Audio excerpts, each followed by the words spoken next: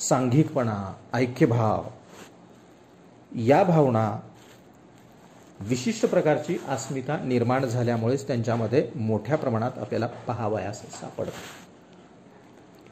चौथा मुद्दा आहे आंतरविवाही समूह. आता साधारणपणे आदिम लोक जर आपण पाहिले तर ते जमाती बाहेर विवाह करत नाही. मग हे विवाह कुठं करतायत? तर हे जमाती अंतर्गत विवाह करतायत आणि हीच प्रथा, हीच रूढ या आदिवास्यामध्ये चालत आलेली आहे. म्हणजे आपल्याच जमातीमध्ये विवाह केला जातो. म्हणजे आदिवासी हा जमात आंतरविवाहाचा नियम पाळणारा गट आहे, समूह आहे. असा हा आदिवासी याच्यामध्ये असलेला विवाह जो की जमातीमध्येच केला जातोय, विवाहाकडे पाहण्याचा दृष्टिकोन याचा एक करार म्हणून आहे. पहा, म्हणजे वधू आणि वर यांच्यामधला एक करार असं मानलं जातो आणि त्यामुळे आदिवास्यामध्ये घटस्फोट घेतला जातोय, दिला जातोय, ज्याला की काडी मोड असं संबोधलं जातं. कारण की विवाह काय आहे? करार आहे. आणि आपण जवळपास पाहतोय की करार मोडले जाऊ शकतायत, तोडले जाऊ शकतायत. आणि त्यामुळं आदिवास्यांच्या या विवाह संस्थेमध्ये घटस्फोट अथवा काडी मोड याला परवानगी असलेली दिसते, मान्यता असलेली दिसते. एवढंच नव्हे तर आदिवास्यामध्ये पुनर्विवाह निषिद्ध मानला जात नाही. म्हणजे या आदिवास्यामध्ये पुनर्विवाहाला मान्यता असलेली दिसते. म्हणजे साधारणतः विवाहाच्या बाबतीमध्ये आधुनिक समाजापेक्षाही प्रगत स्वरूपाच्या बाबी या आदिवास्यामध्ये अस्तित्वात असलेली आपल्याला दिसत आहेत, जो की आंतरविवाही समूह आहे. विवाह हा एक करार आहे, घटस्फोटाला मान्यता आहे, पुनर्विवाहही या ठिकाणी होत आहेत. एवढंच नव्हे तर आधुनिक कालावधीमध्ये गतिशीलता वाढल्यामुळं, बिगर आदिवासींचा संपर्क आल्यामुळं आदिवासी जमातीमध्ये आता बाह्य विवाह देखील होत असलेले दिसून येत आहेत. पाचवं वैशिष्ट्य आहे वैशिष्ट्यपूर्ण संस्कृती आणि भाषा. वैशिष्ट्यपूर्ण संस्कृती आणि भाषा. तर पहा, आदिवासी किंवा आदिम याची एक स्वतंत्र ओळख होती. त्याच्या रूढी असतील, प्रथा असतील, परंपरा असतील, त्याच्या श्रद्धा असतील, त्याची संस्कृती असेल, संस्कृतीचे घटक असतील. या सर्वच बाबी प्रगत अथवा बिगर आदिवासीपेक्षा भिन्न असलेले आपल्याला दिसत आहेत. म्हणजे साधारणतः संस्कृती, भाषा, परंपरा, रूढी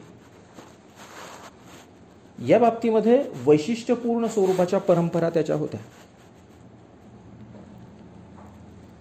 आदिवासी जमाती हे बोलीभाषांचा अवलंब करत आहेत. बोलीभाषा म्हणजे ज्या भाषेला लिपी नसते तिला बोलीभाषा असं म्हटलं जातं. म्हणजे फक्त बोलण्याची भाषा. आदिम जमाती या बोलीभाषांचा वापर करतायत. प्रत्येक आदिवासी जमातीची बोलीभाषा ही भिन्न असलेली दिसते. आधुनिक कालावधीमध्ये बिगर आदिवासींशी संपर्क आल्यामुळं प्रादेशिक भाषांचाही वापर ते सध्या करत असलेले दिसत आहेत. परंतु मूळ जर आपण पाहिलं तर आदिवासींची स्वतंत्र बोलीभाषा अस्तित्वात असलेली दिसते. जी विशिष्ट नावं आपण आदिवासींची पाहिली, जसे की उदाहरण आपण पाहिलं वारली असेल, गोंड असेल, नाग असेल, खासा असेल, या प्रत्येकाची स्वतंत्र अशी बोलीभाषा होती. प्रत्येकाची स्वतंत्र अशी वैशिष्ट्यपूर्ण अशी सांस्कृतिक बाबी होत्या आणि त्यानुसार तो आपलं जीवन व्यतीत करत असलेला दिसून येतोय. सहावं वैशिष्ट्य आहे साधा समाज. तर पहा, आदिवासींचं पहिलंच वैशिष्ट्य आपण पाहिलं की त्याचा विशिष्ट असा भूप्रदेश आहे. प्रगत समाजाशी संपर्क येत नाही कारण की तो दुर्गम भागामध्ये रहिवास करत आहे. आर्थिक स्थिती आपण पाहिली की अतिशय साधी आहे. पारंपरिक स्वरूपाचं तंत्रज्ञान त्याचं आहे. म्हणजेच आपण म्हणूया की आदिवासी समुदायाची किंवा आदिम समुदायाचे सामाजिक संबंध हे प्राथमिकपणे कौटुंबिक आणि नातेसंबंधावर आधारित असलेले दिसत आहेत. या आदिम समाजामध्ये सामाजिक स्तरीकरण देखील आढळत नाही. त्याच्या श्रद्धा निसर्ग आणि द्रष्टशक्तीवर आधारित असलेल्या दिसतात. म्हणजे साधारणतः आदिवासी समाज हा साधा समाज आहे, भोळा भाबडा समाज आहे, निरक्षर स्वरूपाचा समाज आहे आणि त्यामुळंच त्याच्यामध्ये सामाजिक स्तरीकरणही आढळत असलेलं आपल्याला दिसत नाही. त्यानंतर 7वं वैशिष्ट्य आहे साधा धर्म. साधा धर्म. आता पहा, आदिवाशाचा धर्म जर आपण पाहिला तर तो स्वतंत्र धर्माचा पाईका आहे. त्याचा धर्म स्वतंत्र आहे आणि यामधून बऱ्याच समाजशास्त्रज्ञांनी मानववंशशास्त्रज्ञांनी ज्यावेळेस आदिवासींच्या धर्माचा अभ्यास केला त्यामधून साधारणतः आदिवासीचा धर्म आणि त्याच्यामध्ये संकल्पना कशा पद्धतीच्या होत्या याचं विवेचन करण्यात आलं. यामध्ये एडवर्ड टेलर यांनी जीवात्मवाद सांगितला. आदिवासींचा असलेला जीवात्मवाद. आता एडवर्ड टेलर यांनी जो जीवात्मवाद सांगितला तो म्हणजे पूर्वजांच्या आत्म्यांचे पूजन, म्हणजे पूर्वजाच्या आत्म्याचं पूजन करणं. दुसरी संज्ञा सांगितली रॉबर्ट मॅरेट यांनी. तो सांगितला त्यांनी चेतनावाद. तर हा चेतनावाद काय सांगतोय मॅरेट यांचा? दगड, लाकूड यासारख्या कोणत्याही निर्जीव वस्तूवरील श्रद्धा म्हणजे चेतनावाद, असं रॉबर्ट मॅरेट यांनी सांगितलं. त्यानंतर जेम्स फ्रेझर यांनी कुल प्रतीकवाद सांगितला. आता हा फ्रेझर यांनी सांगितलेला कुल प्रतीकवाद जर बघितला तर पूर्वज म्हणून वृक्ष किंवा प्राण्याची श्रद्धा, याला कुल प्रतीकवाद असं त्यांनी सांगितलं. त्यानंतर मॅक्स म्युलर यांनी निसर्गवाद सांगितला. निसर्गवाद म्हणजे काय तर नदी, झरे, सूर्य, चंद्र, जंगल इत्यादी निसर्ग शक्तीचं पूजन करणं. त्याचबरोबर रॉबर्ट मॅरेट यांनी आणखीन एक संकल्पना सांगितली, ती होती मानावाद. मानावाद म्हणजे एक अमूर्त अलौकिक वेगवान शक्ती आणि त्यावरचा आदिवासींचा विश्वास. म्हणजे साधारणतः जीवात्मवाद, चेतनावाद, कुलप्रतीकवाद, मानावाद, निसर्गवाद अशा काही या आदिवासींच्या धार्मिक संकल्पना आपल्याला दिसून येत आहेत. तो जंगलाला, वनाला पवित्र मानायचा, आपल्या जीवनाचा तो अविभाज्य भाग मानायचा. त्याचबरोबर त्याच्या जीवनामध्ये जादूलाही महत्त्वाचं स्थान होतं. या जादूमध्ये 2 प्रकारच्या जादूवर त्याची आढळ अशी श्रद्धा होती. ती आहे काळी आणि पांढरी जादू. अशा या जादूचा वापर करणारा मांत्रिक अथवा भगत आदिवासी जीवनामध्ये त्याचंही महत्त्वाचं स्थान होतं. काळी जादू म्हणजे अपायकारक आणि पांढरी जादू म्हणजे हितकारक. अशा या जादूचा वापर तो आपल्या धार्मिक व्यवस्थेमध्ये करत असे. 8वं वैशिष्ट्य आहे समुदायाचे प्रशासन. समुदायाचे प्रशासन. आता पहा, प्रत्येक आदिम जमातीची प्रशासन व्यवस्था ही वैशिष्ट्यपूर्ण स्वरूपाची होती.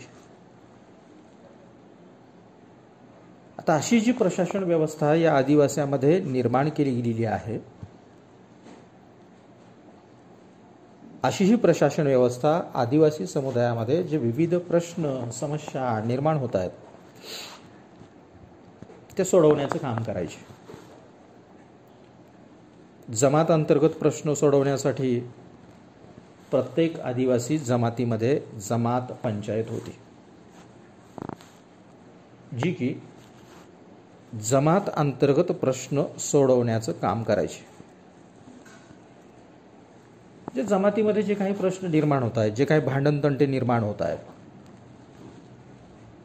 ज्या काही समस्या जमातीमध्ये निर्माण होत आहेत ते सोडवण्याचं काम जमात पंचायत करायचे. अशा या जमात पंचायतीचं प्रमुख पद नेमलं जायचं, ज्याला की जमात प्रमुख असं म्हटलं जायचं.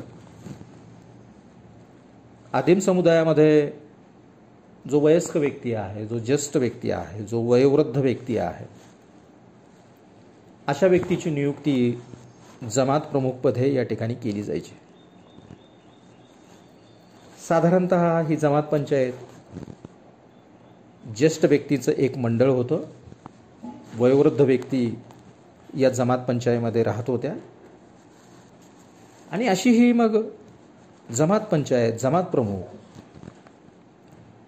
प्रत्येक जमातीमध्ये अस्तित्वात होते आणि आपल्या जमातीचं ते प्रशासन चालवण्याचं काम करायचे.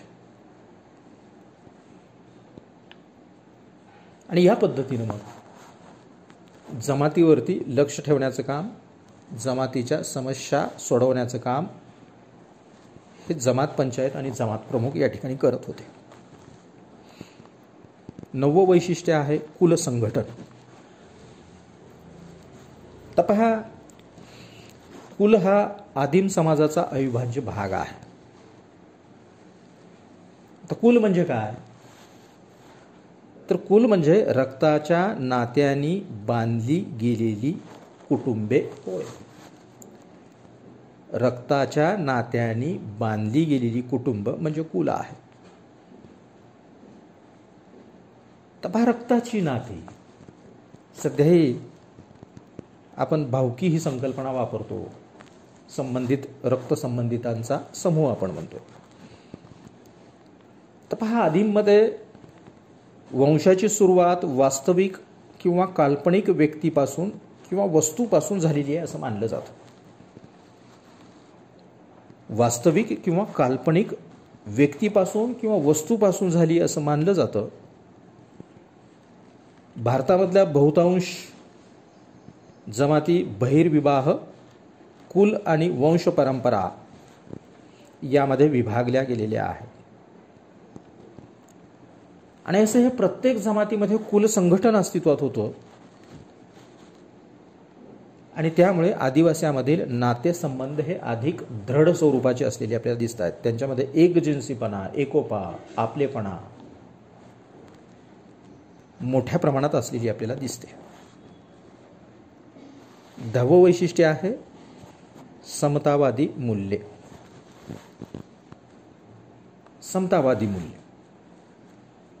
तर पहा, आदिम जमातीच्या सामाजिक संरचना ही समतावादी मूल्यावर आधारित असलेली आपल्याला दिसते. कारण की आदिम समाजामध्ये कोणतीही श्रेणीबद्ध रचना असलेली दिसत नाही. म्हणजे आदिम समाजामध्ये जाती व्यवस्था किंवा लिंगावर आधारित असलेली विषमता आढळून येत नाही. म्हणजे या ठिकाणी जातीयता नाही, लिंगभेद म्हणजे स्त्री आणि पुरुष हा भेद या ठिकाणी आढळत नाही. परंतु काही आदिम जमातीमध्ये जो जमात प्रमुख आहे, या जमात प्रमुखाला मात्र समाजामध्ये वरिष्ठ स्थान आणि त्याला अधिक अधिकार दिले जातात. परंतु ज्या पद्धतीनं आधुनिक समाजा